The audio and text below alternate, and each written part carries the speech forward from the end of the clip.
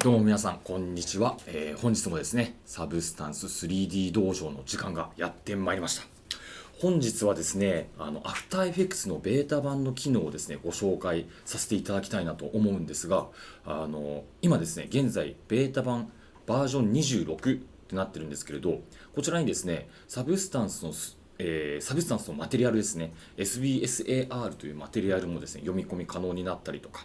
で、アフターエフェクツの中で3D シェイプもですね、ちょっとした編集も可能になったりとか、いったところをですね、ご紹介させていただきたいなと思います。それでは本日のトピックはこちらとなっております。本日ですね、アフターエフェクツに導入された 3D シェイプ、そしてですね、そこで、パラメータを調整してですね、できるアニメーションのご紹介、そしてサブスタンスマテリアルを使用したテクスチャリングですね。あとですね、イラストレーターで作成した 3D オブジェクトも活用していきたいなと思っております。それでは本日も、よろしくお願いいたします。まずですね、この After Effects のですね、ベータ版になるんですが、こちらのですね、Creative Cloud のデスクトップアプリからですね、ダウンロードすることができます。インストールですね、することができます。まずこちらのアプリからですね、このすべてのアプリではなくて、ベータ版アプリに行っていただくと、この下の方にですね、こちらですね、After Effects というのがございます。はい。で、こちらでですね、インストールしていただいてからですね、ご利用いただけますというところですね。はい、それではまず早速見てみましょう。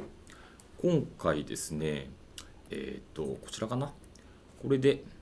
こんな感じのものを作ってみましたというのがですね、一応4パターンほどございます。で、一番左上からですね、ご紹介していきたいと思います。こちらですね、こういった感じの、こんなアニメーションができますという感じですね。こんな感じのちょっとニュースのロゴみたいな感じのですね、ものをですね、作ってみました。はい。それではですね、実践をちょっと交えながら、こんな感じでできますよというのを見ていきたいと思います。ここにですね、こちらの上の方のところにですね、今、キューブツールとなっているんですが、こちらからですね、3D オブジェクトを引っ張ってくることが可能です。で、実はですね、こちら、クリックいただいて、こうやってドラッグ&ドロップでこのようにですね、キューブを作成することも可能とはなるんですが、もう一つ方法がございまして、こちらのツールをですね、アイコンをダブルクリックすると、このコンポジションのセンターにこのようにですね、キューブが、出てきます。はい。こんな感じですね、出てきます。はい。で、他にもですね、キューブの他にもスフィアがありますし、そして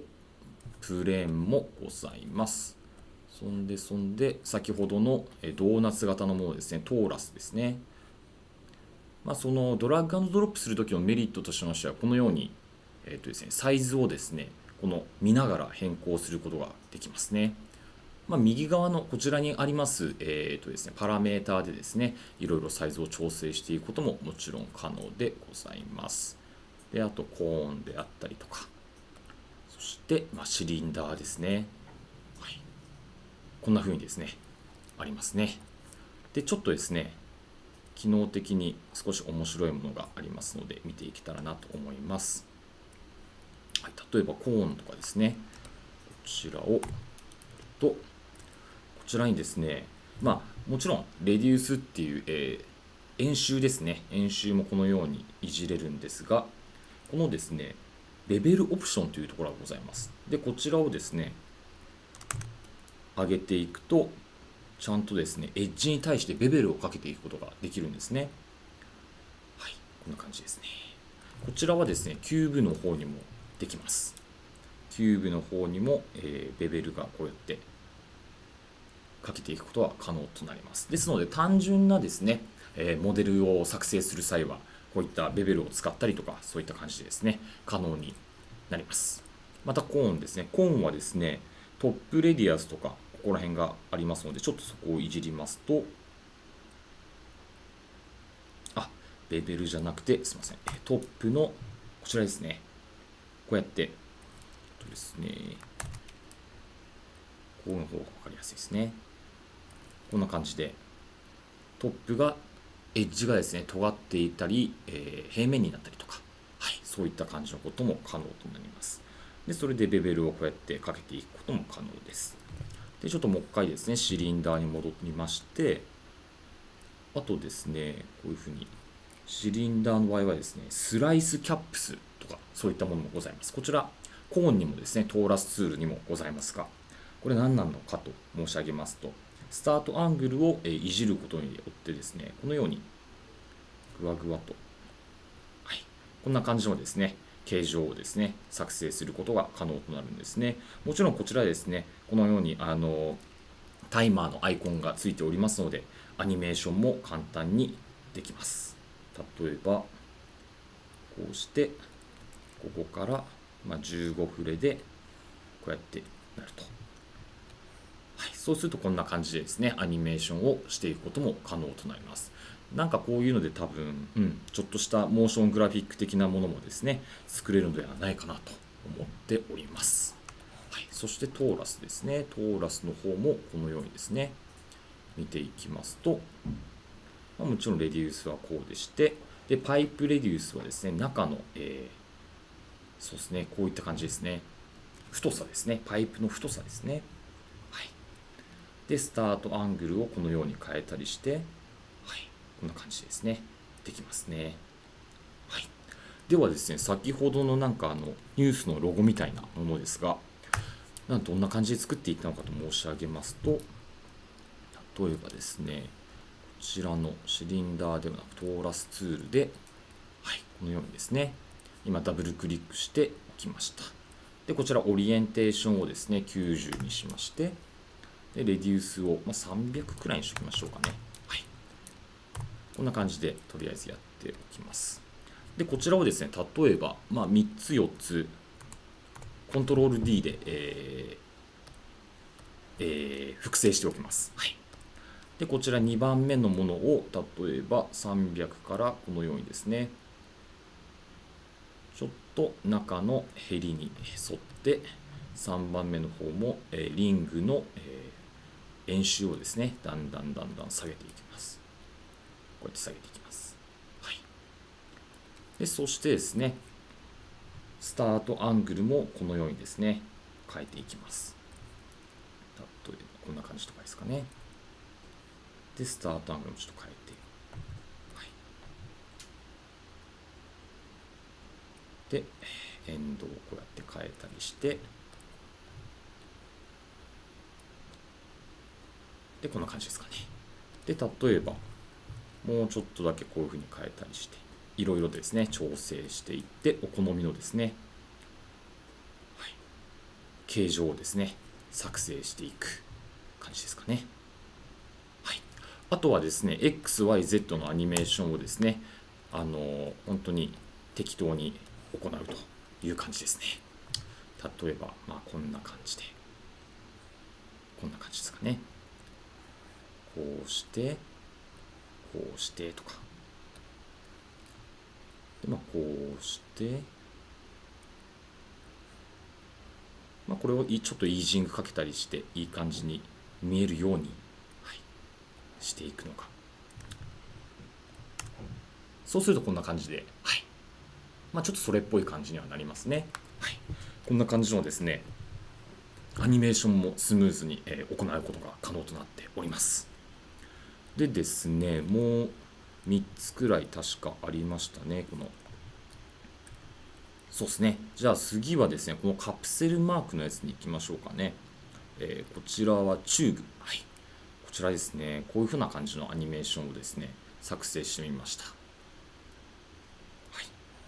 で、こちらもですね、ちょこっと説明しますと、この、ですね、シリンダーツールですね。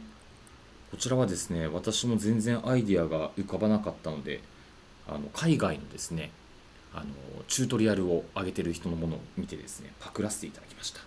こちら配当をですね、400とかがいいのかな。はい。で、やりまして、もっと600とかかな。600ですね。はい。で、そしてですね、ベベルのレディアスをこうやってやっておきます。配当800にしておきましょうかね。はい。はい。で、レデュースを、60とか。でこちらをですねちょっと端っこに寄せまして、こうやって端っこに寄せまして、コントロール D してコントロール D してコントロール D して、おっとちょっと待ってくださいね。この子に対してですねまず、ロテーションのですねアニメーションをつけちゃいます。で X ロテーション、そうですね X ロテーションで例えば1秒で1秒じゃちょっとな5秒くらいにしときましょうかね。はい、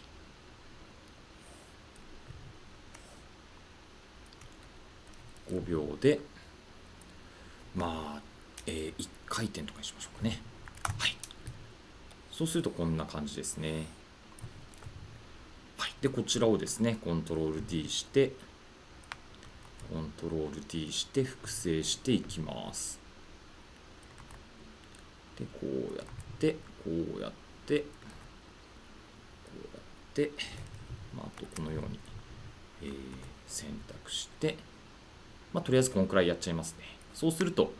全部同じように回転するんですが、こちらもですねベータ版の現状の新機能とありまして、この一番下のレイヤーから一番上のレイヤーをシフトで選択します。そうすると全部選択されるんですが、ここからですねコントロールオルトをタイムラインの上で押すとですねこのような、表示がですねアイコンが変わります。でこれをですねタイムラインをドラッグを右の方にしていくとだんだんこのようにずれた感じで、ちょっとずつずれた感じでですねレイヤーをですね、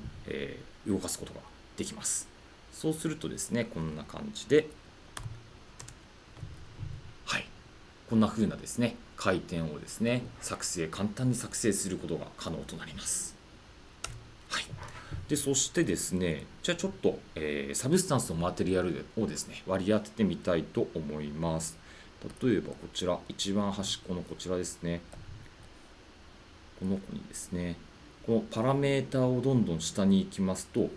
ちらにマテリアルといったものがございます。でここからこのようにですね選ぶわけなんですが、こちらはですねサブスタンスの 3D アセッツ、こちらですねからですねダウンロードしてきたものをですね、はい、ダウンロードしてきた SBSAR ですねサブスタンスのマテリアルを、こちらの After Effects にインポートするだけです。はい、そうするとここのですねマテリアルの、候補の中にこのようにですね出てきます。はい、で今回は使ったのはこういった感じですね。はい、とりあえず全部選択してマテリアルをですね、はい、割り当てたいと思います。はい、こんな感じですね。そうするとこんな感じでサブスタンスマテリアルが割り当てられた状態となります。でちょっとですねこのサブスタンスマテリアルのですねマテリアルにはですねプリセットがいくつか用意されているのですが、こちらのプリセットが今現在カスタムとなっております。でこちらはですねスモールであったりスモールの、この粒々がちっちゃい状態であったりとか、柄が中くらいとかでちょっと大きめのラージな感じだったりとか、そういった感じのこともこのプリセットの中から選択することが可能となります。はい、で現在はカスタムでカスタムに、変わらないですね。カスタムにしておきたいと思いますが、デフォルトかな？はい、デフォルトですね。はい、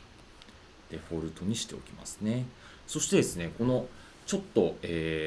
今これ全部一緒の柄になっているんですが、一つ一つ変えていきたいなといった場合は、こちらをですね、テクスチャのオフセットであったり、スケール、ロテーションというのがですね、こちらの項目にもございますので、こちらをちょっと大きさをこのように変えたりとか、オフセットをこのように変更したりとか、いろいろですね、することが可能となっております。ローテーションをこうやって変えたりとかですね、もっと細かくしたりとか、はい、そういう質感もですね、ばらけさせて、調整していくことがですね、可能となっております。はい、こんな感じでリアルタイムに動くっていうのがですね、結構いいのかなと思っております。もちろんですね、こちら 3D オブジェクトとなっておりますので、例えば環境光を作りまして、新しいライト、環境光ですね、ライト作ると、ちゃんとですね、反映されますし、こちらに対して、ですね、これいいですね。はい。環境光を指定してあげると、このようにですね、はい、EXR、HDRI のライトをですね、割り当てることが可能となります。で、こうやって環境光を回転させていくと、反射もですね、このように切り替わっていきますね。はい。はい、こんな風にしてですね、先ほどのコンポはですね、作りました。はいはいはい。そしてですね、あとはスフィアですね。こちらもですね、ちょっと気持ち悪いかもしれないんですが、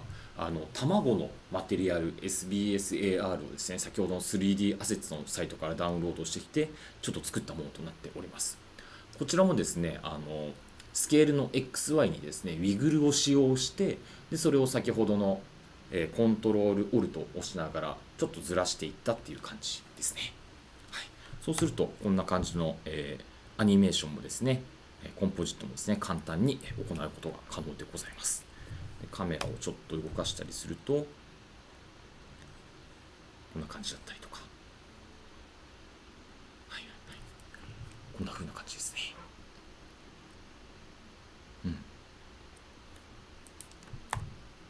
はい、そうですね。で、最後ですね、こちら結構ですね、個人的には、使えるんじゃないかと、思う機能といいますか、あれなんですけど、3D オブジェクト自体はイラストレーターからですね、作成したものとなっております。で、イラストレーターから、このフォントをですね、厚みを出して、それをですね、.obj として、アセットとして、はい、出力したものとなっております。で、それがですね、こちらですね。こちらなんですが、こちらそれぞれにですね、サブスタンスのマテリアルをですね、アサインしておきました。割り当てておきました。例えば、そうですね、中の激圧と、外の、はい、こちらはですね、ちょっと違うマテリアルをですね、用意させていただいて、結構パチンコの演出の時とかに、ドガーンとかいった時にですね、使える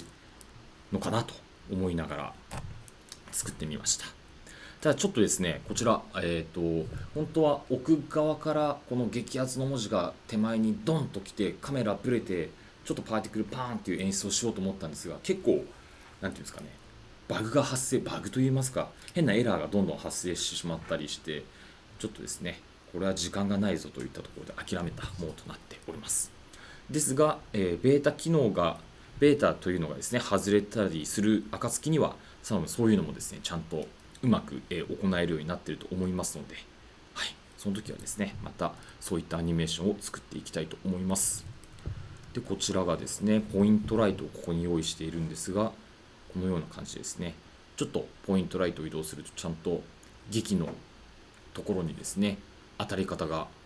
光の当たり方が変更されているのが見てわかると思います。はい。で、環境光をですね、回転させても同じような感じですね。はい。ちょっと、クォーターとかにしとこうかな。はい。こんな感じでですね、いろいろ、ライティングをですね、試すことも After Effects 内で可能となっております。はい。このマテリアル結構使えそうな感じがしますよね。どういうマテリアルだっけな。ちなみにこのマテリアルはですね、エングレイブド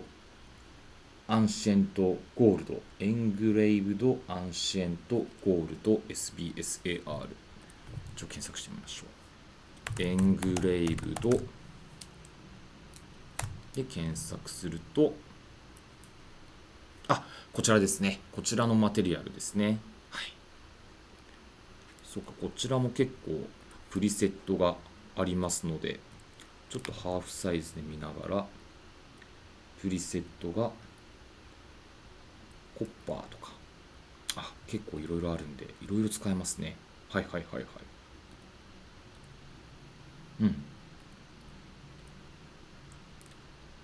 デフォルトかな。はい。はい。こんな感じでですね、サブスタンスのマテリアルをどんどん使っていくことができるようになりましたね。はい。で、ちょっとですね、もう一つ、これ面白いかなと思って作ってみたんですが、あんまりちょっと自分の中ではハマんなかったので、今回はあれしてしまったんですが、あんまり紹介したくないなと思ったんですが、こういうこともですね、可能となります。この、ミキサモで歩いている、データをですね、ダウンロードしてきまして、こちらはですね、前々回とか、そのちょっと前くらいにですね、サブスタンス 3D 道場でですね、地面の、なんていうんですかね、ボロノイのノードを使った簡単なですね、こういうサイファイのですね、壁の、マテリアル作成を行ったんですが、そちらの時に作成したマテリアルとなっております。こちらはですね、本当にこのキューブメッシュレイヤーのこちらのですね、テクスチャオフセットをですね、どんどんこのマテリアルのテクスチャオフセット、こちらですね、こちらをですね、アニメーションさせているだけのものとなっております。本当はこんな感じですね。はい。で、やっぱりちょっと、せっかくなので、このマテリアルに関しては、やっぱり結構凹凸感がないと、そこまでかっこよくはないのかなと思って、ちょっとですね、あんまり、なんていうんですかね、最後の方まで持っていくことはしなかったんですが、今後そういったことにですね、期待していきたいなと思っております。はい、こんな感じでですね、アフターエフェクツ上でできる、ですね、ものをですね、紹介させていただきました。あ、でもこれとかは結構かっこいいですね、コーンのところに。そうですね、地面じゃなくてこういう立体物に割り当てると、はい、なかなかいい見栄えとなっておりますね。はい、そんな感じですね。それで全部、終わったかなというところですね。はい。そうですね、紹介はした感じですよね。はい。何か質問も、来てなさそうでしたら、今日はこんな感じで、終わらせていただきたいなと思っております。はい、大丈夫そうですかね。はい、本日はですね、ちょっとショートバージョンになりましたが、はい。アフターエフェクスのですね、最新の、ベータの機能をですね、ご紹介させていただきました。次回はですね、多分、サブスタン 3D ペインターのですね、新しいアップデートが走ると思いますので、そちらのですね、新機能をですね、ご紹介させていただきたいと思います。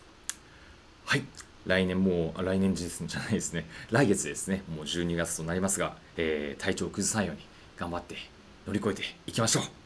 はい。それでは皆さんまた来月お会いしましょう。どうもありがとうございました。